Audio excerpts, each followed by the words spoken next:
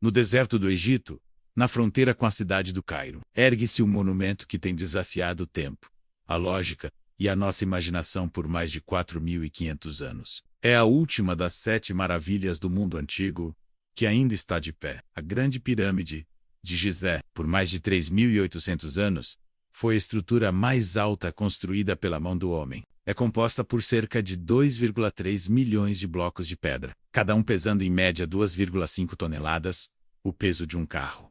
Alguns dos blocos de granito em seu interior pesam até 80 toneladas. E tudo isso foi montado com uma precisão que rivaliza com a nossa tecnologia a laser. A pergunta que ecoa através dos milênios é inevitável e profunda.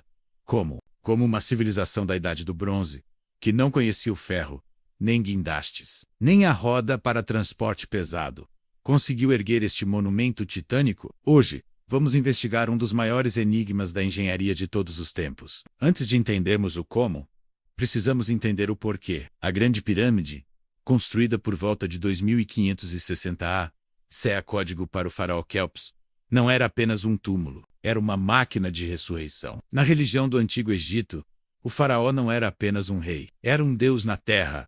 Sua morte não era o fim, mas uma transição. Sua alma precisava fazer uma jornada perigosa pelo submundo, para renascer como um deus na vida após a morte, juntando-se a Ra, o deus Sol, em sua barca eterna. A pirâmide era projetada para garantir essa jornada. Sua forma, um raio de sol petrificado, serviria como uma rampa para a alma do faraó subir aos céus. Suas câmaras internas, construídas com uma precisão incrível, protegiam seu corpo mumificado, e sua orientação, perfeitamente alinhada com os pontos cardeais, e com seus poços internos apontando para estrelas específicas, a conectava com o cosmos. A construção da pirâmide não era um projeto de vaidade, era um projeto de engenharia cósmica, um esforço nacional para garantir a ordem do universo e a divindade de seu rei. A construção foi uma das maiores operações logísticas da história. Primeiro, as pedras. A maioria das 2,3 milhões de blocos era de calcário, extraído de pedreiras próximas ao próprio platô de Gizé. Os blocos de granito,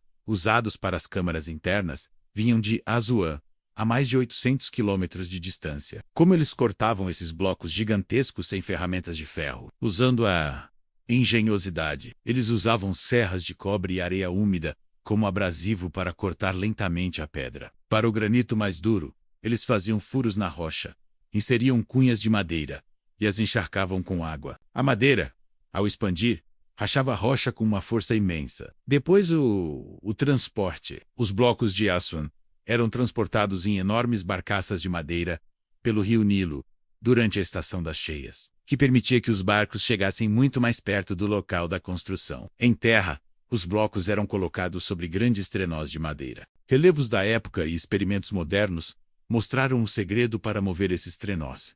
Molhar a areia na frente deles. A água endurecia a areia e reduzia o atrito em mais de 50%, permitindo que equipes de homens pudessem arrastar blocos de toneladas pelo deserto. E quem eram esses homens? Por séculos, o mito popular, vindo do historiador grego Heródoto e popularizado por Hollywood, dizia que as pirâmides foram construídas por 100.000 escravos. A arqueologia moderna provou que isso é falso. As escavações da cidade dos trabalhadores, encontrada ao lado das pirâmides, revelaram uma história diferente. Os construtores eram trabalhadores egípcios qualificados. Eram homens livres, organizados em equipes que competiam entre si. Seus esqueletos mostram que eles tinham acesso a cuidados médicos, e os restos de sua alimentação mostram que eles eram bem alimentados, com uma dieta rica em pão, peixe, cerveja e carne. A pirâmide não foi construída pelo chicote, mas sim por uma força de trabalho organizada e motivada, em um grande projeto nacional. Sabemos como eles cortaram e transportaram os blocos, mas o maior mistério de todos permanece. Como eles ergueram esses blocos a uma altura de quase 150 metros? A resposta, concordam os egiptólogos, está em algum tipo de rampa.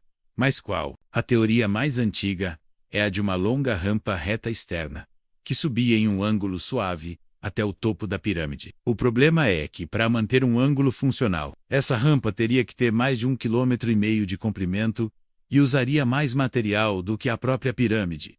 É logisticamente impraticável. Outras teorias sugerem rampas em zigue-zague ou rampas em espiral, que envolviam a pirâmide por fora. Mas essas também apresentam problemas.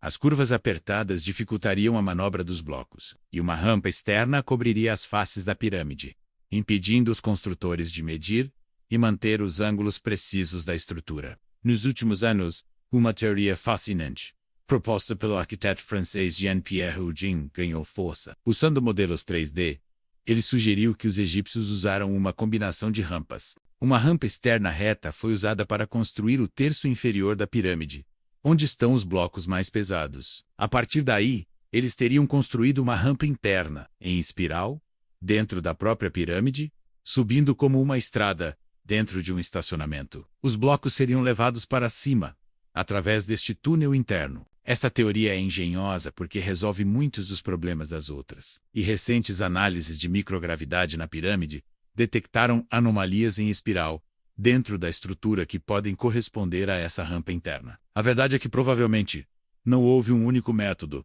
mas uma combinação inteligente de várias técnicas. Mas embora o como exato ainda seja um quebra-cabeça, o quem e o porquê são claros. A Grande Pirâmide não foi construída por uma civilização perdida ou por visitantes de outro planeta. Ela foi construída pela engenhosidade, pela matemática, pela astronomia e, acima de tudo, pela força de vontade do povo do Antigo Egito.